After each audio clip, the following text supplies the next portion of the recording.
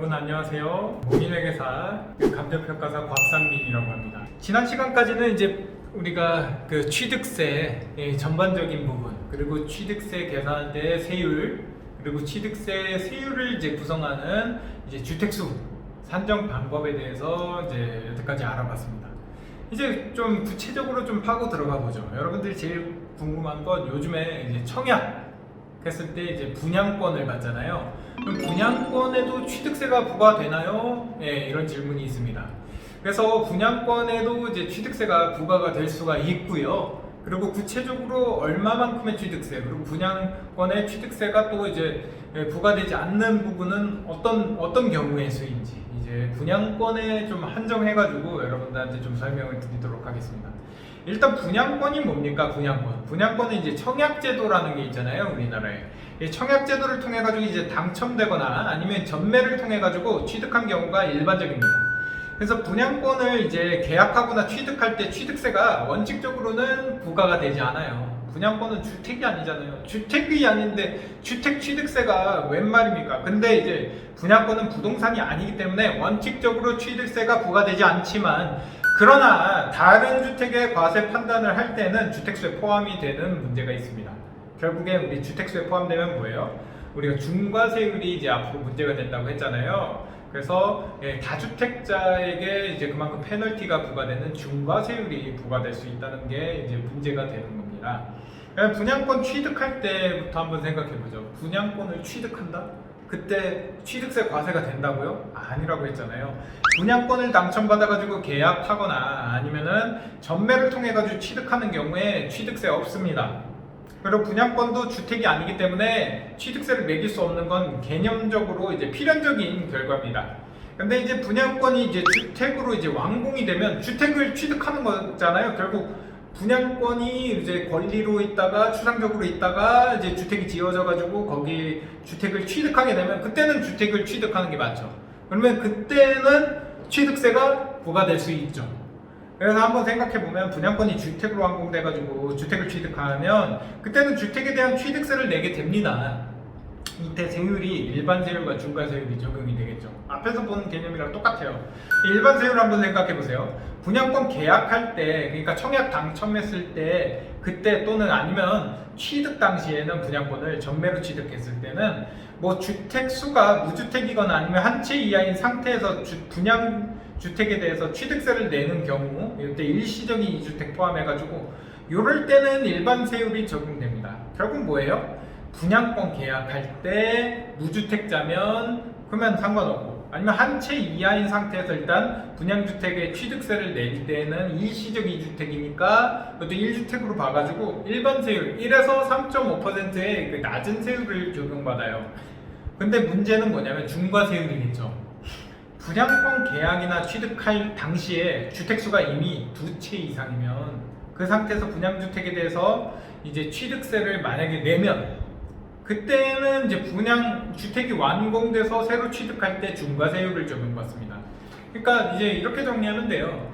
내가 무주택이었다, 이제 청약에 당첨됐다, 분양주택을 이제 완공돼가지고 주택을 취득한다. 그때 이미 무주택자였으니까 주택 한 채로 늘어나는 거잖아요. 그러면 일반 세율 그냥 1에서 3.5%. 그리고 내가 이미 주택이 있었다, 그 상태에서 분양권만 사서 분양권에 대해서는 취득세가 과세되지 않았지만 이 분양권이 이제 구체적으로 완공이 돼가지고 주택을 취득하는 단계에 이르러서 2주택 이상이 됐다, 그러면 중과세율 적용받겠죠. 다주택자였으니까. 그래서 이렇게 정리하시면 깔끔합니다. 이 분양권과 주택수 산입에 대해서 좀 문제가 있는데요.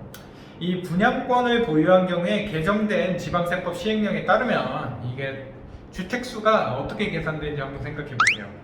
2020년 8월 12일 우리 그 부동산 대책이 나온 그 이후에 이 계약된 분양권 혹은 입주권, 오피스텔 요것만 이제 주택수에 포함이 됩니다. 뭐라고요? 분양권, 입주권, 오피스텔.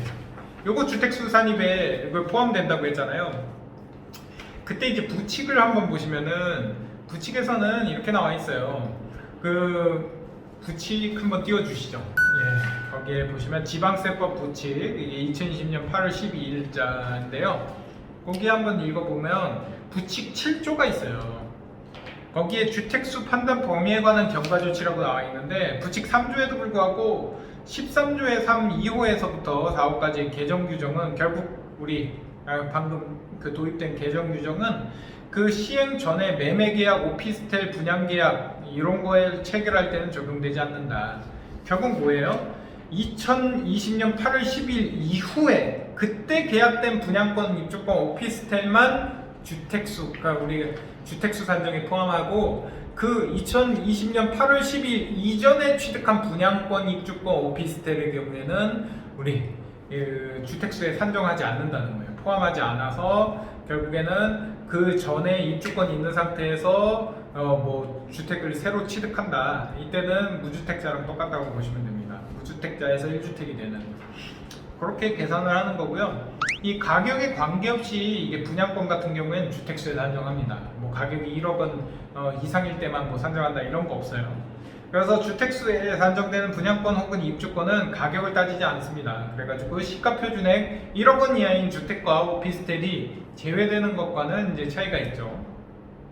그리고 분양권에 의해서 이제 완성된 주택에 대한 취득세를 결정할 때 주택수 산정은 분양권의 취득일, 최초 분양시는 계약일 그 기준으로 합니다. 그 예를 들어 볼게요. 2주택자가 분양권을 취득한 후에 2주택을 이제 모두 처분을 해버렸어요. 2주택자가 분양권을 취득하고 2주택 다 팔고 그러면 이제 분양권에 의한 주택에 대해 등기를 할 때는 주택수가 한 채가 아니라 세 채예요. 왜냐면 우리 분양권 취득할 당시에 이미 2주택자였고 분양권 합치면 3주택이었죠.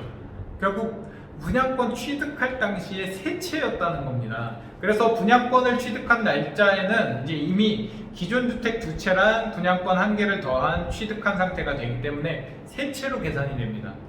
그래서 이 규정이 이제 주택이 이미 있는 사람이 분양권을 취득해가지고 주택을 취득하는 것을 이제 규제하기 위한 조항이고요. 결국에는 분양권을 여러분들이 취득할 때 분양권 취득할 때는 이제 취득세가 없다는 거는 다들 이해를 하셨을 것이고 그게 완공돼 가지고 주택을 실제로 취득할 때 그때 이제 취득세가 문제가 되는 겁니다. 이제 그때 내가 이미 뭐 좀 전에 이제 8월 아까 2020년 8월 12일 이후에 만약에 입주권이나 분양권을 갖고 있는 상태에서 새로 또 주택을 취득했다. 그럴 때는 이제 주택수가 세 채라서 중과세율이 적용이 될 수 있는 문제가 있다. 이 정도만 염두에 두시고 여러분들의 특수한 상황에 따라서 이제 전문가의 상담을 받아보시면 좀 더 유익하게, 좀 더 이해 폭을 넓게 이제 여러분들이 대응을 하실 수 있을 거라고 생각합니다. 자, 오늘은 여기까지 말씀드리겠습니다. 감사합니다.